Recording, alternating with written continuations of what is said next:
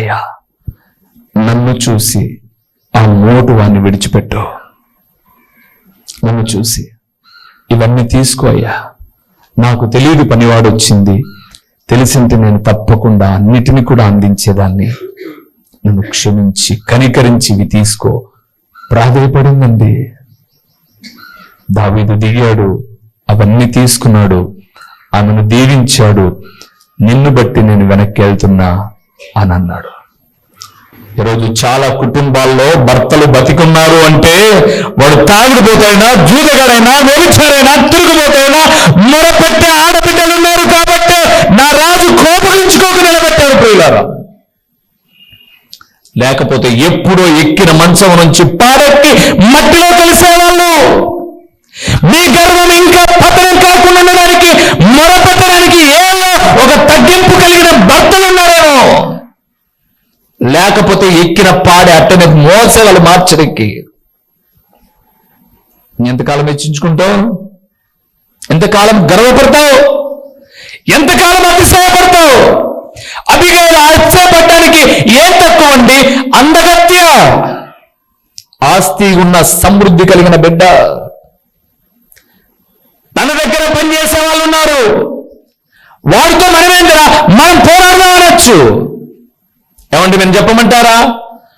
ఒక ఆడబిడ్డకు ఉండాల్సిన గుణం పోట్లాడే చోట సద్దంపే గుణం, పుల్లలు బట్టి పోట్లాటలు పట్టే గుణం కాదు. అది స్త్రీ లక్షణము కాదు, పతనానికి దారిది. రంకులు అడ్డగట్టడం, బొంకులు అడ్డగట్టడం, లేని అబద్ధాలు నువ్వు మంచి అనిపించుకోవడానికి 10 మందిలో చెడ్డ చేయడం నీ వ్యక్తిత్వం అయితే ఒకరోజు జాగ్రత్త. నువ్వు ఏదైతే విత్తావో ఆ పంటను నువ్వే ఏం చేస్తావు? కోస్తావు. నువ్వు ఆల్రెడీ కోసాడా? ఇంకా కోస్తావు. దేన్ని బట్టండి అతిశయం? చాలా విషయాలు మా దృష్టికి వచ్చినప్పుడు మేము ప్రార్థనే చేస్తామండి. పాపం చేయడానికి కాదు వెనక నిలబడింది. నా ఎదురుగా కూర్చున్న వాళ్ళు అందంగా ఉన్నారా, మంచి చీర కట్టారా, మంచి వేసుకొని వచ్చా, ఇది కాదు నేను నేర్చుకున్నది. నా బిడ్డలు బాగున్నారు చాలు, ఇంకా బాగుండాలి, వాళ్ళ గౌరవం పెరిగే రీతిగా ఉండాలని చెప్తామేమో తప్ప పాపం చేయడానికి దారులు వెతుక్కోము. కారణం ఏంటో తెలుసా? అపాయము చేసే దేవుడి చేతిలో పడితే ఘోరం ప్రియులారా, ఘోరం. నోరు చాలా ఈజీ మాట్లాడడం, వెనక్కి తీసుకోలేనప్పుడు అబద్ధాన్ని సృష్టించడం తేలికే. అయితే ప్రియులారా, బైబిల్ చెప్పిన మాట చెప్తున్నాను నేను. బింకములాడు నాలుకలను దేవుడు కోస్తాడు బిడ్డ. మీరు కోస్తా బిడ్డలా, రాయలసీమ బిడ్డలా? కోస్తాడు బిడ్డ. అబిగైలు ఎంత గొప్ప త్యాగం అండి. భర్తను లేపి వాడు వస్తున్నాడంటే సైన్యంతో, పరంపరంగా మనం కొంతమందిని సమకూర్చుకున్నాం. ఓట్లల్లా ముఖ్యంగా స్త్రీలకు ఉండాల్సిన లక్షణం ఇదేనండి. ఒక మాట ఇక్కడి నుంచి తిమోతి దగ్గరికి వెళ్ళి వద్దాం పదండి. తిమోతి రాసిన మొదటి పత్రిక 2వ అధ్యాయము. తిమోతికి రాసిన మొదటి పత్రిక 2వ అధ్యాయము 9వ వచనం చూడండి. 9వ వచనం చూడండి. మరియు అన్నది అని అందుకుంటున్నా. తిమోతి రాసిన మొదటి పత్రిక 2వ అధ్యాయము 9వ వచనం. మరియు స్త్రీలను అనుకువ. అక్కడే అడుగుదా, స్త్రీకి ఏముండాలి? అనుకువ. ఎట్లా చెప్పాలన్నా అనుకు అంటే? నేను ప్రభువుని అడుగుతాను, ఎట్లా చెప్పాలి ప్రభు అనుకువ? నే బియ్యం కొంచెం అనుకనుకుగా ఉండగానే ఉంచుగా ఏమో ఉండేవాళ్ళు. కొంచెం అనుకుగా ఉండగానే ఉంచితేనంట ఉడుకుతుందంట అన్నం బాగా. దీని మీకు ఏం తెలియజేస్తుందంటే, అనుకువ ఉంటే అన్నిట్లో కలిసిపోవచ్చు. మరలా చెప్తున్నానమ్మా, ఎన్నో వాక్యాలు వింటున్నారు, విడిచిపెడుతున్నారు మీరు. దేవుడు తన మహా కనికరాన్ని బట్టి మనతో మాట్లాడుతున్నాడు. అనుకువ ఉండాలి. అనుకో అంటే పర్యాపదం చెప్పండి, తగ్గింపు. స్త్రీకి ఉండాల్సింది తగ్గింపు. భలే పొంగిపోతున్నారండి, అందరూ కాదు కొందరు చాలా పొంగిపోతున్నారండి. పొంగినది ఏదైనా ఏ పాలంట ఇంకెత్తుకోలేవు, పోయి కాల్చేస్తుంది. స్త్రీ ఏం చేయాలంటే అనుకువ కలిగింది.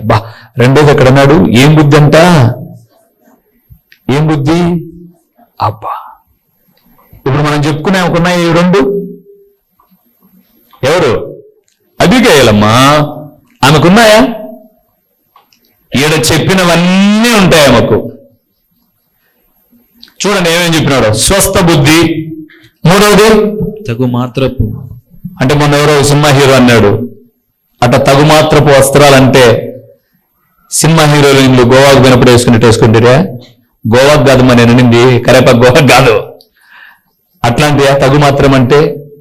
మీకు చెప్పమంటారా? 1,00,000 రూపాయలకు చీర ఉంది, 100 రూపాయలకు చీర ఉంది. నువ్వు కట్టే చీరను బట్టి నీకు విలువ రాదు, నీ తగ్గింపును బట్టి నీకు విలువ వస్తుంది. అది 100 అయినా. 1,00,000 చీర కట్టి గర్వంగా ఉంటే ఎవడొస్తుంది నీ దగ్గరికి? అది తగుమాత్ర వస్తపులు అంటే. మీరు సినిమా హీరోయిన్ దగ్గరికి పోయారు మళ్ళా, ఓహో అట్లనేమో మరి వద్దన్నాడే, నువ్వై ఊరుకున్నావు నేనైంటేనా? మనం ఏం వేసుకుంటే ఆయనకేమి కదమ్మా, మనం ఏం వేసుకుంటే ఆయనకేమి, మన డ్రెస్ మన ఇష్టం, ఇడుచుకొని పైకి వాలి అని అనిపిస్తుంది. కానీ అన్నే నేను అన్నేవలేదు అంటారు మీరు. అబ్బా తక్కువలు కాదు మీరు. మనం ఏం వేసుకుంటే ఆయనకేమికా, నువ్వై ఊరుకున్నావు, నువ్వు ఇడుచుకొని తిరుగుమా, నువ్వు ఇడుచుకొని తిరుగు. వెనకలు ఎవరు కొంగు పెట్టుకొని వస్తుంటారు, నువ్వుకి ఎలా వేసుకొని పోతాడు. తగు మాత్రం అంటే నీ వస్త్రము నీ గౌరవాన్ని పెంచాడని అర్థం. ఎస్తేరు బట్టలు కట్టింది, వస్తీ బట్టలు కట్టింది. ఎస్తేరు మీద దయ కలగడానికి కారణం ఏంటంటే వస్తీకున్న గర్వం ఎస్తేరుకు లేదు.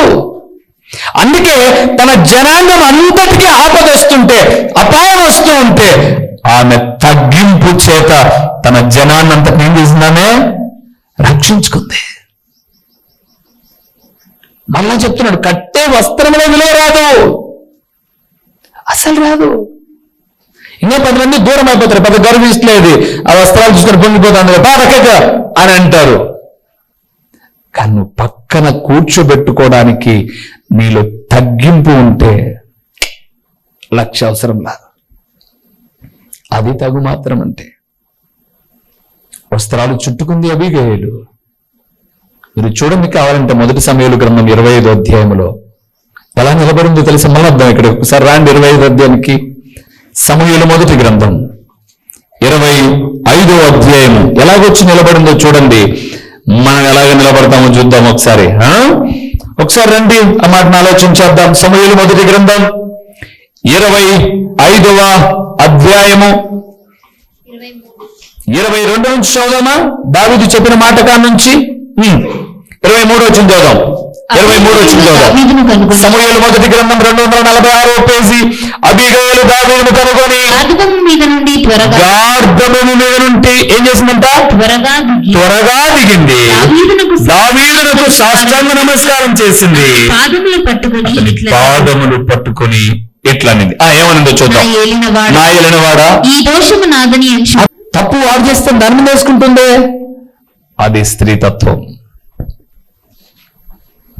నాకు బాగా గుర్తు, చిన్నప్పుడు తెలియక కొన్ని తప్పులు చేసినప్పుడు మా నాయనో మా అన్నో ఎవరైనా బర్ర తీసుకొని కొడితే మా అమ్మ చాటున దాంకుంటే కొన్ని దెబ్బలు మా అమ్మ వినేది. మీరు కూడా అలాగే పిల్లలుగా ఉన్నప్పుడు ఆ బర్ర అది చీరకు కావచ్చు, మనిషికి కావచ్చు, వాళ్ళకి తగిలేది.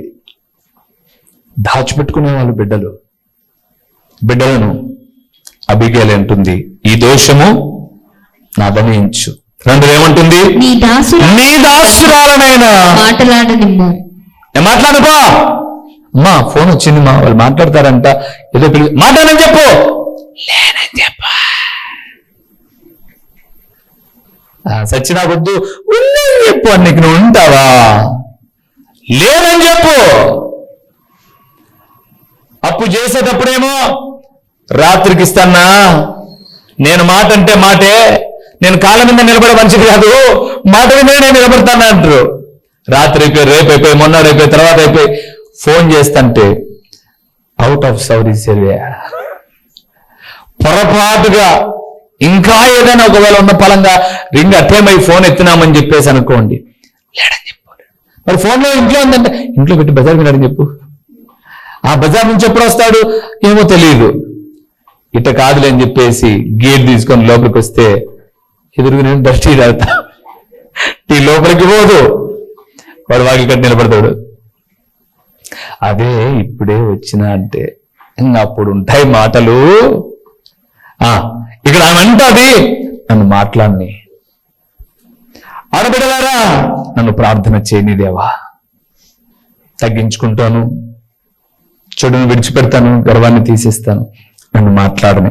నన్ను మాట్లాడనేమో, నీ దాసురాలనైన నేను చెప్పు మాటలు ఆలకించు.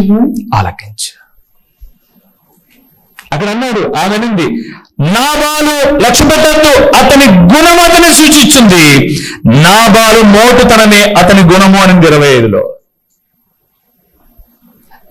ఈరోజు చాలా మంది తమ ఆధ్యాత్మిక జీవితంలో వాడికి మాట్లాడడం రాదులేనా, నేను మాట్లాడతా. ఏంటమ్మా నీ భర్త లాగన్నాడు, మాట్లాడడం రాదులేనా, క్షమించు, కొంచెం సమస్యను సర్దించాలండి స్త్రీ. తిమోతి కాటికి వచ్చింటారు, ఇప్పటికే మీరు ఆల్రెడీ వచ్చినారా. అక్కడ అంటాడు చాలా చక్కగా మాట్లాడుతూ, తగు మాత్రపు వస్త్రములతోనైనను. ఏంటంట చెప్పండి అమ్మా, వస్త్రాల తర్వాత ఏముంది? ఒకవేళ ఈ పెళ్లి కాని పిల్లలంటే ఏదో ఇప్పుడే కదా యవ్వన బిడ్డలు చక్కగా ఇట్లా ఒకటి, ఇట్లా ఒకటి, ఇట్లా ఒకటి, ఇట్లా ఒకటి, ఇట్లా ఒకటి, ఇట్లా అన్ని తీసి లాస్ట్ మళ్ళీ ఒకటి వేసింటారు. బ్యాప్టిజము పొందిన తర్వాత ఆ ఎచ్చులు ఎక్స్ట్రాలన్నీ కట్టవాలా. అది ప్రభు కోసం బ్రతకడం అంటే. అప్పుడే ఎక్స్ట్రా ఎక్కువ. మీకు తెలుసా, కొన్ని స్థానిక సంఘాల్లో బ్యాప్టిజం పొందిన తర్వాత బొట్టు కూడా ఉండదు ఒంటి మీద, బంగారు. మాకేమొద్దు, మేము వధువు సంఘముగా ఎత్తబడతామని. అట్లా కనుక నేను పెడితే నన్ను సంపి మీరు జైలుకి అవుతారు, లేకపోతే చర్చ ఏంటా మాంటారు మీరు, అంతే. ఏందో లోపలికి వస్తుంటే గల్ గల్ గల్. డాన్స్ ప్రోగ్రామ్ జరుగుతుందా? డాన్స్ ప్రోగ్రామ్ జరుగుతుందా? చర్చికి వచ్చేటప్పుడన్నా ఆ పనికి మాట మూవలు పక్కన పెట్టేసేసుకొని సింప్లిసిటీగా అన్నారు. వీటికి వచ్చేటప్పుడు ప్రార్థన చేసుకుంటున్నాం, దేవా ఈ ఆరాధన అంతటిపైన సాతాను లేకోకుండా అంటానే గల్ అంటారనమాట. నీ కృపలో జ్ఞాపకం చేసుకుంటే ఇంకా 2 కాళ్ళు స్టార్ట్ అవుతాయి, గల్ గల్. ఏంది అభ్యంతరం కాదు, మీరే ఆలోచన చేయండి. హాస్పిటల్లోకి వెళ్ళినప్పుడేమో శబ్దం కాకోకుండా పోతారు, మందిరానికి వచ్చినప్పుడు మాత్రం 10 మంది చూడాలనా. జడళ్ళు మన అమ్మోళ్ళు ఏం చేశారు తెలుసా, పూర్వ దినాల్లో ఇంత ఆముదం పెట్టి లేకపోతే యాపనూనె పెట్టి నున్నగా దూగి ఒకటేసి లేదా 2 వేసి, ఆడపిల్లలకు 2 వేసి, ఈ పక్క ఆ పక్క రిబ్బన్ లేకుండా ఎప్పుడు బయటికి పంపలా. అవి కూడా ఎట్లుంటే జడలు ఇటు నిరుక్కోబడా, ఇట్లా నిరుక్కొని ఉండే జడలు నీరుక్కో అంటే వెళ్ళిపోతా అంటే వీటి ఊగుతుంటాయి. అట్లా వేసుకుంటాన్నా శుభ్రంగా జుట్టు బాగా పెరిగి ఆరోగ్యంగా ఉండే. ఇప్పుడు వారానికి 1 రోజు జడ వేది మా ప్లేస్ అయితే. ఎవరిని 1 రోజు ఈరేసుకొని ఆల్రెడీ సగం బోడుగునేది. నూనె కాక మారసాల్సింది, తెలియదు కదా, నువ్వు మారాలా. నూనె మారిస్తే ఏడు ఫాల్స్ కాదా, మనం మారాలా. శుభ్రంగా నూనె పెట్టుకొని ఒత్తుగా చక్కగా జడ వేసుకొని హ్యాపీగా ఇంట్లో ఉండండి. ఇట్లా ఇటు ఇరిపోయింది అని ఎరబోసుకొని. నీకేమన్నా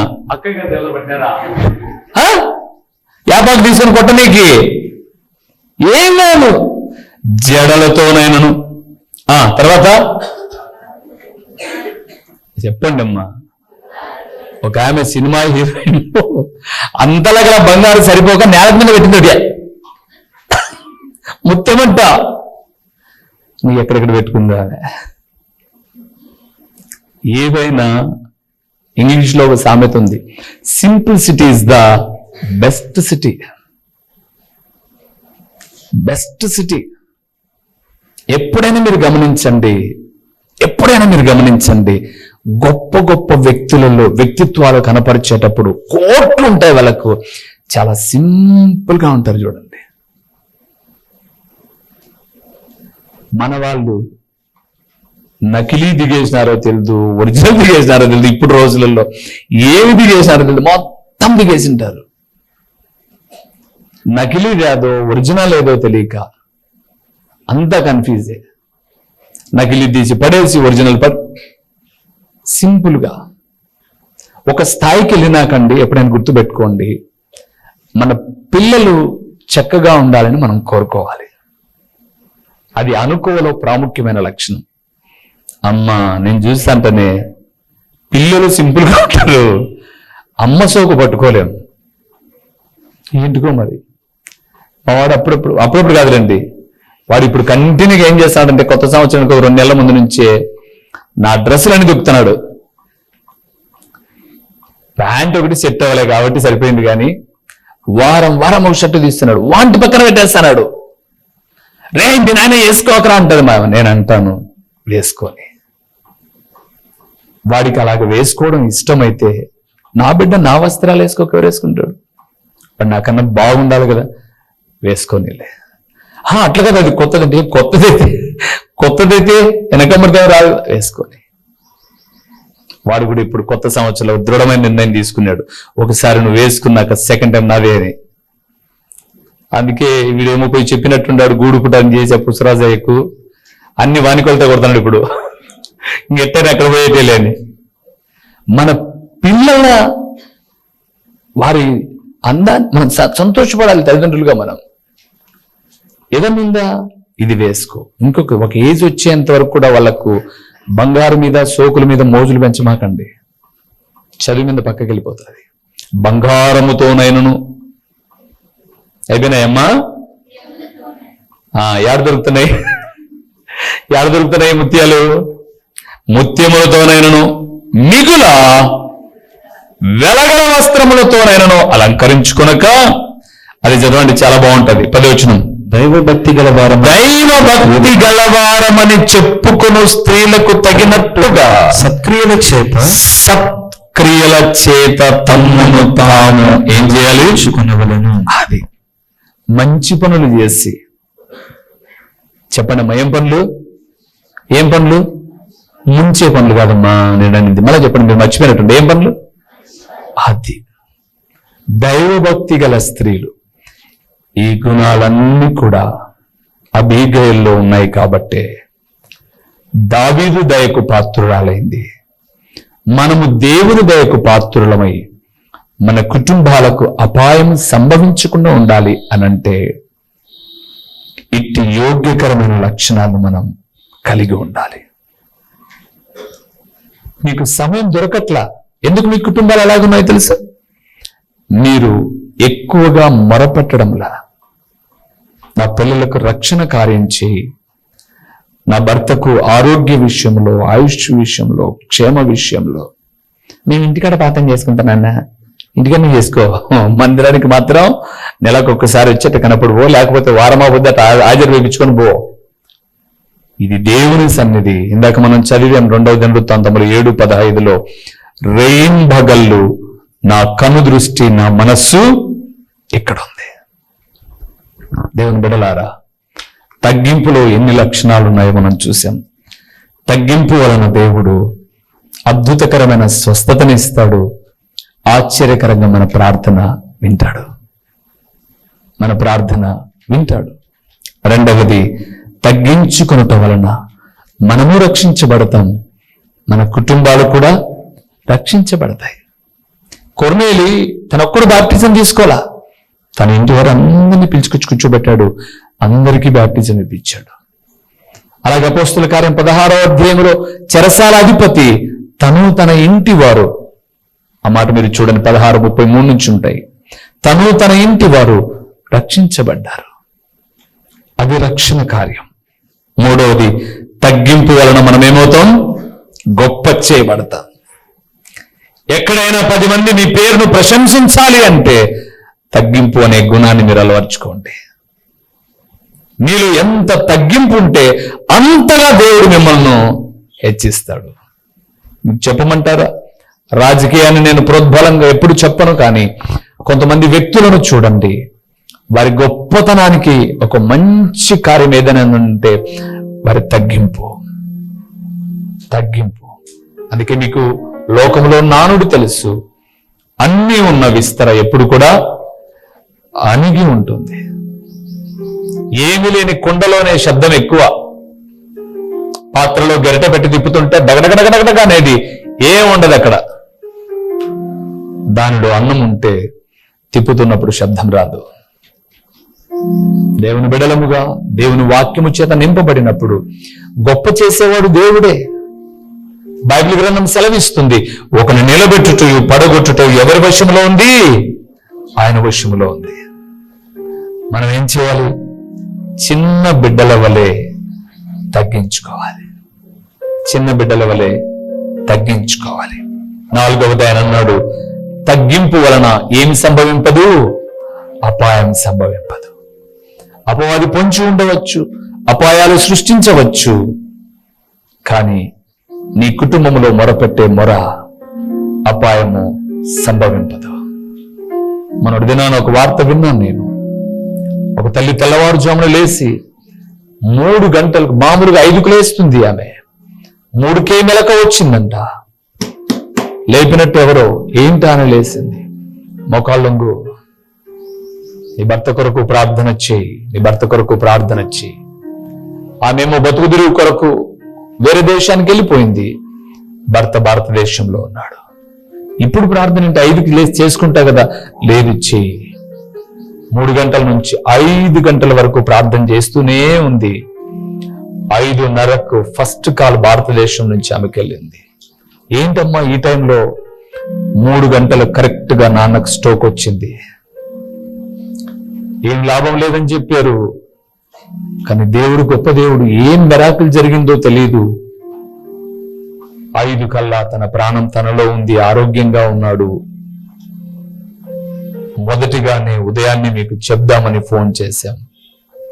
ఈ సమయం అంతా మొరపెడుతూ వచ్చిన ప్రార్థన సర్వశక్తిమంతుడైన దేవుని ఎదుటకు వెళ్ళి రక్షణ కార్యము, అపాయము సంభవించకుండా కార్యం జరిగింది. మీ భర్తలు ఎక్కడైనా పని నిమిత్తమే వెళ్ళినప్పుడు ఫోన్లు చూసుకుని చెత్తా చెదారమొద్దు. ఇంటికి చేరే వరకు మీ పని మీరు చేసుకోండి. వంట చేయాలి, పిల్లలకు బట్టలు ఉతకాలి, కానీ ఏమి చేస్తున్నా మీ హృదయంలో దేవుని నామస్మరణ చేయండి. దేవా, నీ కృపలో నన్ను రక్షించుకున్నావు, సజీవంగా నిలవబెట్టు, మధ్యలో వదిలిపెట్టే దేవుడవు కాదు నువ్వని ఒక తల్లిగా, ఒక కుటుంబంలోని బిడ్డగా మీ ప్రార్థనలు తప్పించబడ్డానికి, అపాయాలు సంభవించుకొనడానికి కారణాలు. తాను వెళ్ళిపో, నేను మాత్రం సీరియల్ పెట్టుకుంటా, సినిమాలు పెట్టుకుంటా, ఏ వార్త వినాల్సి వస్తుందో. అపాయము సంభవింపకోకుండా ఉండడానికి అబీగయలు వలె మొరపెట్టే తల్లిగాను ఉండు. ఒకవేళ నీ భార్య కొరకు మొరపెట్టేటటువంటి ఒక గొప్ప అద్భుతకరమైనటువంటి వ్యక్తిగా ఇస్సాకు వలె నువ్వు ఉండు. దేవుడు అపాయాలను తప్పిస్తాడు. ఇవన్నీ జరగాలి అంటే ప్రభు దృష్టికి మిమ్మల్ని మీరు ఏం చేయాలి? అందరూ చెప్పండి, ఏం చేయాలి? తగ్గించుకుందాము. మరి లేచి నిలబడదాం, ప్రార్థన చేద్దాం. దేవా, నీ దృష్టికి మమ్మల్ని మేము తగ్గించుకుంటాం. గర్వించిన హిజ్కియా గర్వం విడిచేంత వరకు ఐశ్వర్యము సమకూడల. షిషాకు చేతిలో పడకుండా రెహబామును రక్షించింది తగ్గించుకుని ప్రార్థించినందుకే కదా. తగ్గింపు వలన శిష్యులు గొప్ప చేయబడతారని నీ ప్రియ కుమారుడైన యేసుక్రీస్తు చెప్పారు. కుటుంబ జీవితాలలో తగ్గింపును కలిగి ఉండడానికి. ఎందుకో అతిశయపడుతున్నాం ప్రభువా, దేన్ని చూసుకునో తెలియదు. అతిశయం, గర్వం, అహంకారం ఇవి ఏవి మీ లక్షణాలు కాదు. ఇవి ఏవి మీ లక్షణాలు, మీ స్వభావాలు కావు.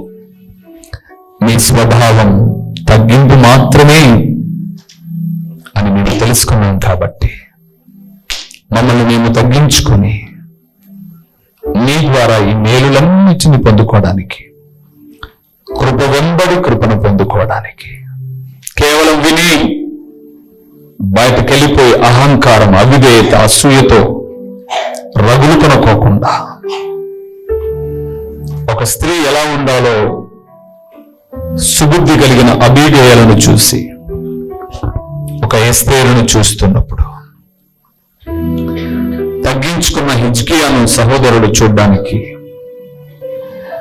రెహబాము సహవాసముతో చెడిపోయినా తగ్గించుకున్నట వల్ల ఐగుప్తు రాజైన షీషను చేతుల నుంచి విడిపించబడినట్లుగా గొప్ప అధికారంలో ఉన్నాడు తండ్రి కొర్నేలి. తగ్గించుకుని తన కుటుంబ రక్షణకు కారణమైనట్లుగా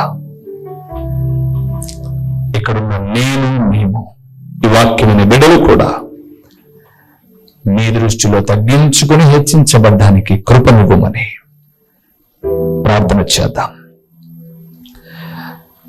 సకల ఆశీర్వచనములకు కారణాభూతుడైన మా ప్రియమైన పరలోకపు తండ్రి,